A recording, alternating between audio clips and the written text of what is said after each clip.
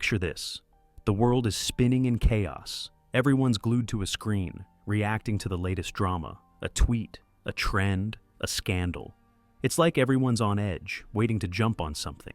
The crowd needs someone to worship, someone to blame, something to believe in just long enough to feel righteous. One person speaks up. Suddenly they're a hero. Another missteps. Now they're canceled. Thousands cheer, then vanish. But in the middle of all that noise, there's one man who doesn't flinch. He's not trying to get applause. He's not scared of getting hate. He's just still, not frozen, aware, not passive, calm. That's real power, not loud, not reactive, not built on controlling others. It's built on not being controlled by them. You don't need to raise your voice to break the system. You don't have to fight it to be free from it. You just stop playing the character it assigned to you. You stop chasing approval. You stop begging to be seen. You stop shrinking when people disapprove. And suddenly, you're not even part of the game anymore. You're not a pawn moving across the board. You're watching from above it. Because when you don't react the way they expect you to, you become unpredictable. And when you're unpredictable, you can't be controlled. That's what every system fears. Obedience is predictable, but self-possession is dangerous. And the structures that thrive off your fear, they fall apart the moment you stop giving them control over how you feel. Think about this. Why is someone who can sit with their emotions, who doesn't chase validation, who can pause instead of explode, seen as a threat? It's because they've done the one thing society never trained them to do. Take back control of their mind. They've stopped being puppets. And that's the beginning of real freedom, because you don't need physical chains to be ruled. You just need habits you never question. Systems today don't hold you down with force.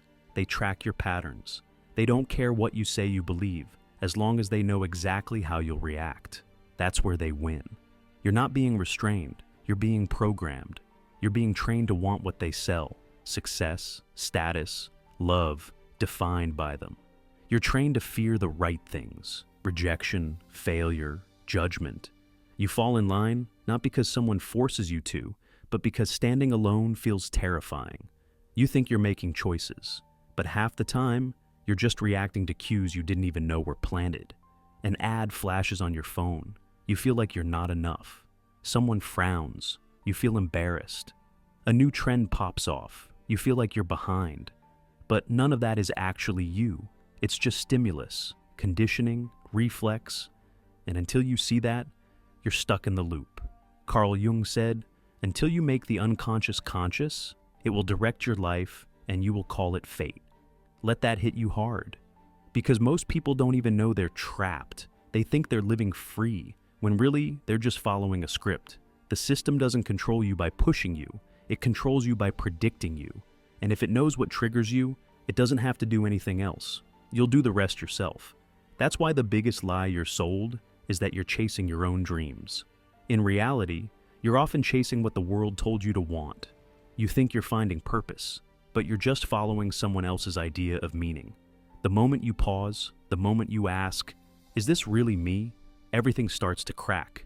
The moment you observe your reaction instead of automatically acting on it, you disrupt the loop, you stop the treadmill. You start to reclaim something the system can never give you: awareness. And from that comes something even rarer: choice, power, not over others, but over yourself. That's what makes a man dangerous. Not his strength, not his words, not even his influence, but his ability to rule himself. Think about Epictetus, a slave, owned, no wealth, no freedom, no power, at least by the world's standards. Yet he became one of the freest men who ever lived. He said, "Freedom is the only worthy goal in life. It is won by disregarding things that lie beyond our control." That flips everything upside down, because today we think freedom means doing whatever we want, saying anything, buying anything. But real freedom, it's not the freedom to do whatever you want. It's freedom from being ruled by every want that pops into your head. You don't control your life if every insult hijacks your mood. You don't control your time if every notification steals your focus. You don't control your choices if every fear whispers and you obey. Epictetus knew something we forgot. Freedom starts by mastering the world inside, not outside. So ask yourself honestly, What parts of you are truly you, and what parts were inherited? What anger is yours and what was taught? What fears are real, and which ones were handed down by family, culture, media? Do you get angry because something is truly wrong, or because you've never learned how not to be triggered by words? Do you fear being alone because it's painful, or because you've never learned how to face silence without distraction? Most people are just reacting to ghosts, reflexes installed by a world that never asked for their permission. But the second you ask, "Is this mine?" you begin to break the spell. You stop being a puppet. You start becoming someone who can't be played. That's what makes you untouchable. Not rebellion, not dominance. Clarity. The kind that can't be bought or borrowed.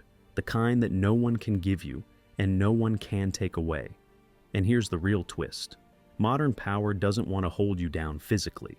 It wants to install an operating system in your mind, one that makes you obedient to cravings, to shame, to fear.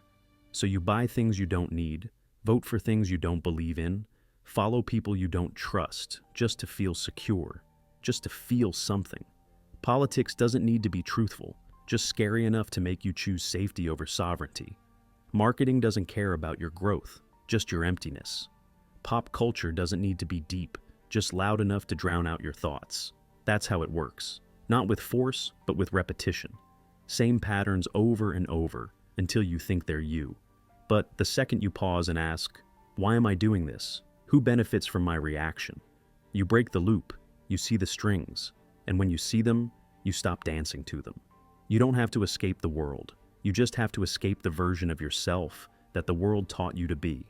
And that starts not with rebellion, but with responsibility. Not with rage, but with reprogramming. The system doesn't fear noise. It fears awareness. It doesn't care if you scream at it. It fears the person who no longer flinches. The person who knows who they are.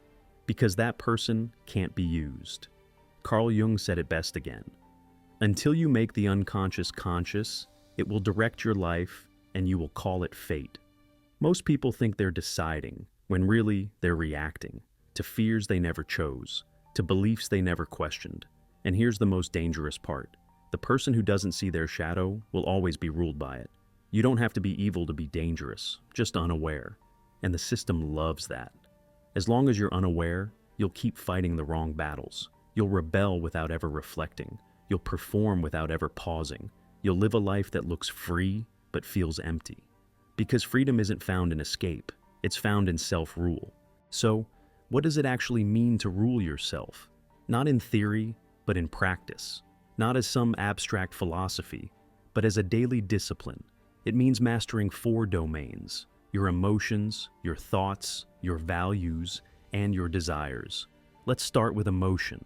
Most people react without thinking. They get triggered, explode, shut down, lash out. Not because they've chosen to, but because they've never learned how not to. A self-ruled man doesn't suppress emotions. He studies them. He notices the surge of anger or fear. And instead of obeying it, he pauses. He observes.